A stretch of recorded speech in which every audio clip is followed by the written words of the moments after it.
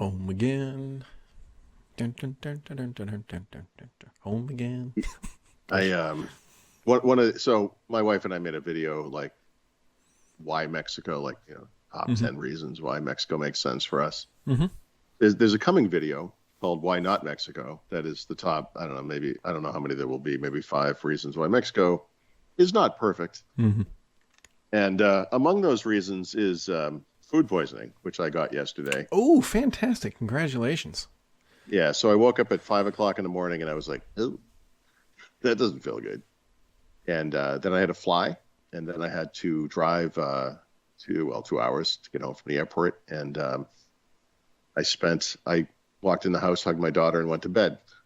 And I actually feel okay today. But um, I have never thrown up in an airport bathroom before. Mm. Let me tell you, if you thought those places were kind of crappy before, try viewing them from your knees. Oh, gosh.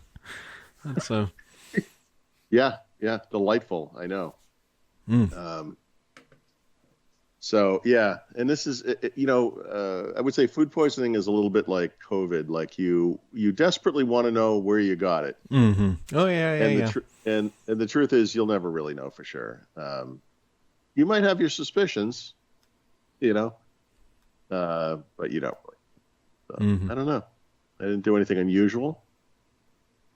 I didn't do anything particularly stupid. But that's what happens. You take your American stomach and you bring it to a place that doesn't have the same level of homogenization and pasteurization, whatever. And hilarity ensues. Mm-hmm. So that was fun. How was Well, your Thursday? I'm going to say slightly better than yours. It involved no airports, no vomiting, no food poisoning. Hmm. So, Hmm. slightly better. Yeah, good, good. Glad to hear that. So, Paul, I have a question for our dear audience. Hmm. Okay. So, next summer, we are planning a trip to California, Yosemite, and all that. Yep. Now, have you booked this? I think I know last time we talked, you We've were. booked all the hotels and like sleeping arrangements are done. Flights weren't available, but now our flights are available because they only do like 11 months out or whatever it is. Yeah, yeah. So, how we have booked flights for eons since actually whenever I started Blue Whale Web or BWW Hmm. Group as it's called now, 2015, something like that. So was it that early? Okay, yeah, could I be. mean, it was Yeah, there yeah. 6 years, something, whatever. Okay. Uh, we have a Delta Platinum credit card, and the reason we pay the $250 annual fee is that you Hmm. get a companion certificate, which, per their Right. messaging, is one round trip ticket. Hmm. If you buy one round trip ticket, you get one free. Get the other one. As long as it's in the lower 48, that Oh, is the this is a Southwest style deal, but okay. well, it was. That is where we're headed with this. I tried to use that companion cert. I actually have 3 of them because they were giving them away during COVID to get people to fly. Hmm.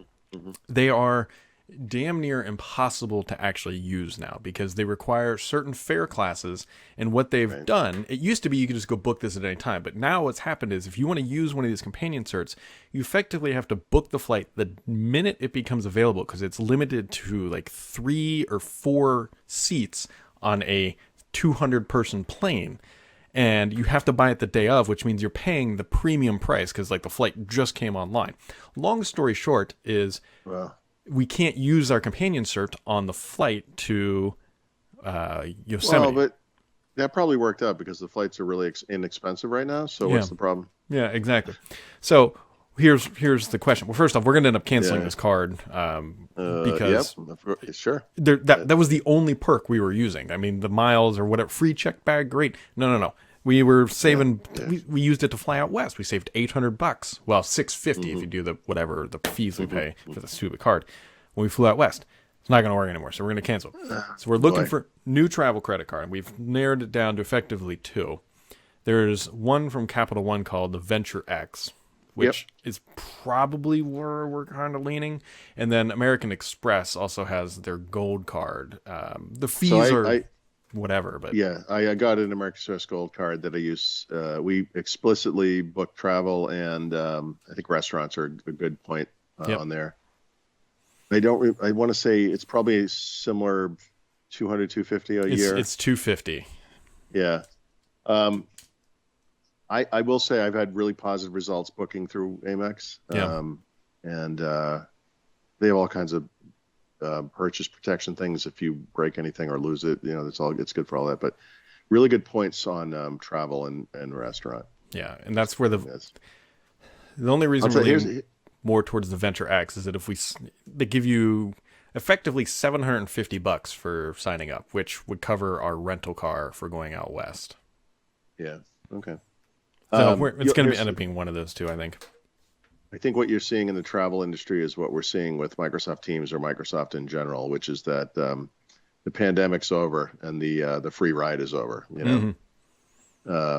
I because of where we live, I would have gone Delta. Like Delta would have been my first choice for an airline. Like once we left Boston, because we were in JetBlue in Boston. JetBlue was fantastic from Boston. But we just kind of ended up on United, and you won't be surprised to discover that because I have flown at least 2 people to Mexico at least 7 times in the past year, we suddenly have status on United, and a lot of those were like business class seats too, which were cheap during the pandemic. But I just got this thing where I can upgrade everybody. Like as soon as you can check in, like 24 hours before a flight, I can upgrade all the seats like for free, and obviously some of them will be gone, but like we didn't get business class, but we got good seats for the way home for free, which is kind of neat because I looked at it the day before and it would have been like $275 a ticket to upgrade those seats. So that was kind of cool, but this is like a game that anyone who travels has to play, and it depends very explicitly on where you live. Yep. And where you go, and I can't sit here and say, I do this, so you should too, right, because you don't live here and you don't go where I go. So it doesn't matter. You have to kind of play the game based on your own situation. So like what we're trying to do, and it is the exact point you're hitting on. It's like I've flown Delta I love Delta. Explicitly almost for a decade now. Like I like Delta. I remember that flight we took to Harlem or to Amsterdam, remember? And we got those extra, whatever they were called, like Economy Plus or whatever. Those seats were fantastic. Perfect. But the problem is now, like we were flying Delta because, hey, we got a free ticket on our round trip. Right. We're not loyal to any hotel because we don't go to the same place all the time. Like we move around. Which hotel, same thing. Yeah, hotel's exactly the same. So what we're trying to do is find a credit card that works with like, hey, it doesn't matter. Like you don't have to be loyal to a specific brand, because when we fly out to Yosemite, which we haven't booked the tickets yet, there's a good chance it might be on United instead of Delta, because there's a great flight from Cincinnati. It has a layover, but it's in Denver, so it's at least like on the way. It's not like you're flying, to New York and back and whatever. So yeah. Anyways, actually, we might as well beat this conversation to death. The other aspect here is that, we might as well. I mean, if you travel a lot, or you travel at all, I guess, or you work travel, whatever it is, you also have to understand, like, you could make a career out of what we're talking about. Like, you could spend a lot of time on this. So, like, one of the things we've looked at a couple of times over the past year is, like, Amex has, like, a platinum card. It's really expensive. I want to say it's like $600, something like that. Okay, $600. But you get more points for purchases and stuff, and it's, but for that to make sense for us, we'd have to babysit this thing and make sure every month we were taking advantage of whatever weird promo they had, and it's like we just want to, we're not trying to manage this thing, like, and it's just for us it's too much work. Like I just don't have the time. Like I'm I have like a job and stuff. Like so, but you have to kind of balance this. If you just travel sometimes, like whatever, like don't even worry about this stuff. But if you travel at all, and especially if you travel a lot, I mean, you have to sort of figure out what makes sense for you, and it's a lot of work. It is. And so that's kind of where we're at. Is like, okay, we know the Delta one no longer makes sense. Like it's run its course. We got to whatever. And so now we're trying to figure out. We have another Amex. It's like the Blue Cash one, which is fantastic if anybody's looking for one, because you get 6% back on groceries. But there's a major caveat to that. After you spend $3,600 in groceries, then it drops to 1%. So the card effectively becomes almost worthless. So okay. But that's a good example, because this is something you have to manage. You have to watch that. And then when you hit that amount, you don't use that anymore for groceries. Right. But then you have to remember to go back to it. Yep. Like this is exactly what I'm talking about. You literally have to pay. You put stuff in your calendar, however you do it. You have to manage it, and that's how much is your time worth? Yep. Well, Obviously, 6X at conveniently groceries is though, fantastic. I can tell you that it happens almost in August every year. So it's like Yeah. right around now is when we need to make a switch to something different because 1% doesn't make sense. And we got you get 6% back That, on $3,600, which is what, I mean, it's a couple $100. It covers the annual fee. You end up way ahead. right. But then So 1% doesn't make sense. we Anyways. use an Amazon card for all our Amazon purchases, and then throughout the year, you build up some kind of a balance, and you can apply that toward purchases. And so, I don't know, Yep. it kind of it more than pays for itself. I mean, for sure, that's a good thing. But the big one we do for cash is like Costco. My wife goes to Costco Yeah. all the time, and she routinely walks out of there. I want to say this is twice a year, not once a year, but it's usually like $1,600 in cash. And when I say in cash, I mean literally, they give you cash. Oh, wow.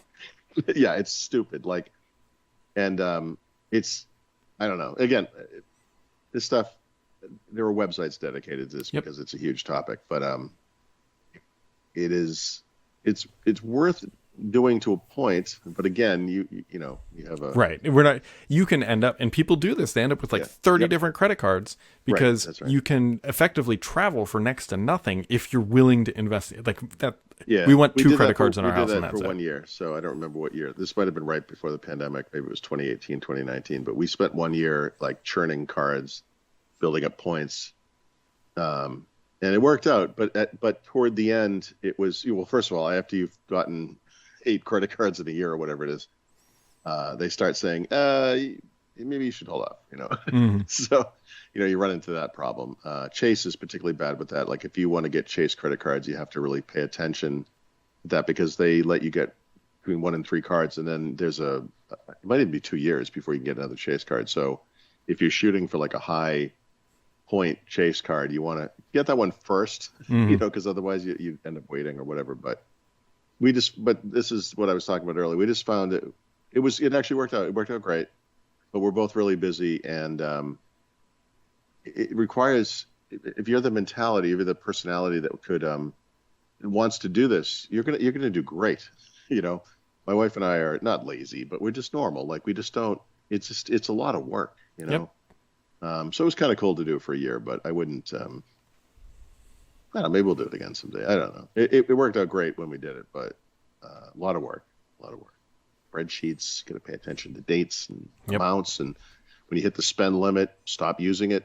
Yep. Get the points, move on. Yep. It's a lot of work. That's the game. And so now we're trying to figure out because we got to. It's somewhat, So as of now, I'm sorry. Yep. You have not. So now you've not. So in other words, you went through to buy the tickets for your flights and then didn't because you can't get one of those tickets. For oh, let me free, tell you, I went through the process. Then I went and had a very lengthy phone call with them, and then they explained to me the process of how it works now, and that if you're not willing to book on it, like Have they? yeah, Yeah, but have they communicated this to you? I mean, if they're No, changing the way this thing, no. that's not technically legal. Well, you entered into an agreement where their this was their going to happen. workaround is what they did. They didn't change the agreement, Paul. Here's the thing. So it's the companion tickets have always worked with a specific fare class. It's just economy. Now what they've done is they've just limited. They created a new fare class called basic economy. Sure they have. So there's how many true economy seats, not basic economy, are on each flight now is extremely dramatically limited. And that's the smaller, only fare class that can be used for the companion certificate are those economy, not basic economy. So that's how they screwed me over is they said, okay, yeah, we didn't change anything. There's just now only 5 economy flights or seats on every Boeing 737. This sounds like a great example of a class action lawsuit that needs to happen. That's ridiculous. Oh, it's ridiculous. So, which screws us because now we're going to be spending an extra probably, well, that's the thing. It depends. Like if we just said, screw it, we're keeping our credit cards the same, it'd be an extra $1,000 we're going to spend on this vacation all of a sudden. But if we go through like a Venture X card or the American Express one, then it becomes only like an extra $200. So it's you guys could apply for 2 to 5 credit cards right now, get all the points and blah, blah, blah, blah, blah, and book this thing in 3 months. Yep. And probably save a lot of money. But again, a lot of work. Anyways, I'm happy how much people. is it worth you to save $1,000? Right. Listen, you could get all these flights for free if you want. I mean, if you wanted to do the work and didn't mind taking the time. I mean, I could walk on with a gun and get him for free too. But like, it's just what's. Sure. In both cases, you have to do the time. Some on the front, some on the back.